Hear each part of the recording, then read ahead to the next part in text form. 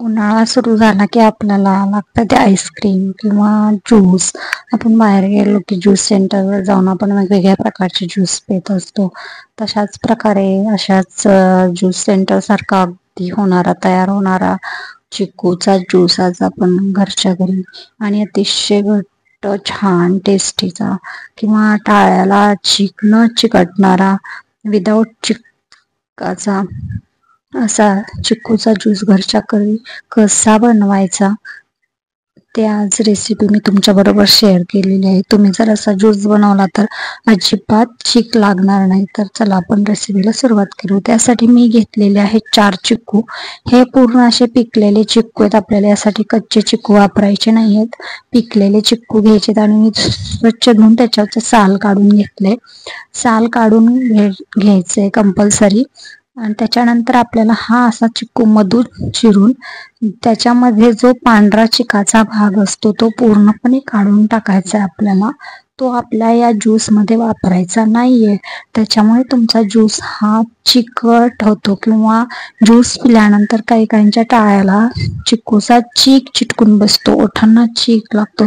त्यामुळे अनेक जण हा चिक्कूचा ज्यूस प्यायला नको म्हणतात. तर तुम्हाला असा परफेक्ट असा चिक्कूचा ज्यूस तयार करायचा असेल तर तुम्ही पूर्ण हे चिक्कू मध्ये जो चिकाचा पांढरा भाग मधली रेष असते पूर्ण काढून असे छोटे काप काढून घ्या. बघू शकता मी सगळा हा मधला जो पांढरी रेष आहे ती पूर्ण काढून घेतली. त्याच्यामध्येच मेन चिक्कू मधला चीक असतो आणि मग तो जर आपल्या ह्याच्या मिक्स झाला तर मग आपला ज्यूस हा चिकाचा होतो आणि ज्यूस पिले की आपल्या टाळ्याला चिकटतो.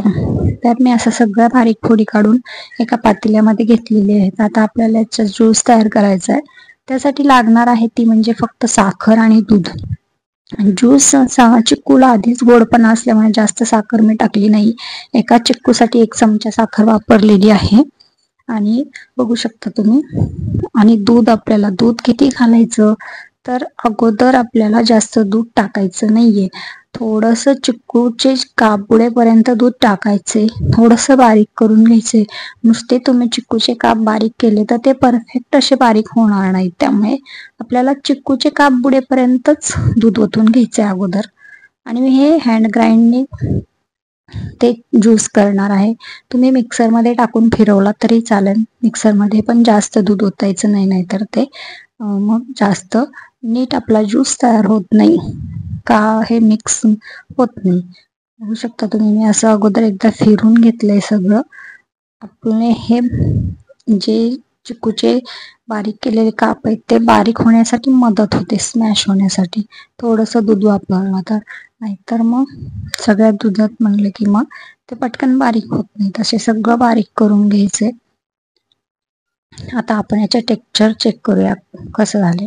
होऊ शकतं अजून आपलं ज्यूस हा घट्ट आहे आणि थोड्याशा फोडी स्मॅश व्हायच्या राहिलेले. आता आपण या स्टेजला पुन्हा अजून थोडंसं दूध वापरणार आहोत. इतका घट्ट ज्यूस आपल्याला नकोय. मग आता आपल्याला ज्या प्रमाणामध्ये ज्यूस तयार करायचा आहे तेवढंच दूध टाकायचं आणि आता हे पुन्हा एकदा फिरून घ्यायचंय. अगदी 5 मिनिटामध्ये तयार होणारा घरच्या घरी हा ज्यूस आज मी तुम्हाला दाखवलाय. अगदी परफेक्ट आणि खूप टेस्टी हा ज्यूस तयार होतो. मी असं हलवून घेतलं आणि चमच्याने बघू आता आपण कसा झालाय. आपले चिकूच्या फोडी सगळ्या स्मॅश झाल्यात का बघू शकता. ती फाईन असा हा ज्यूस तयार झालाय. की चिकूची फोड याच्यामध्ये दिसत नाहीये. परफेक्ट असा आपला ज्यूस हा तयार आहे.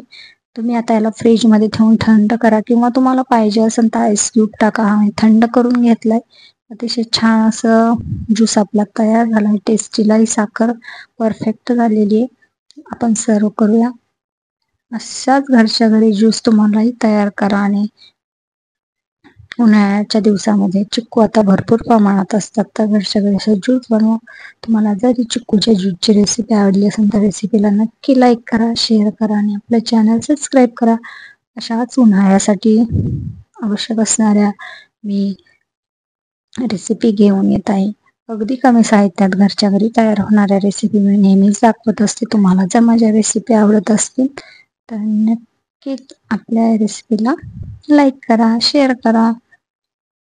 थँक्यू.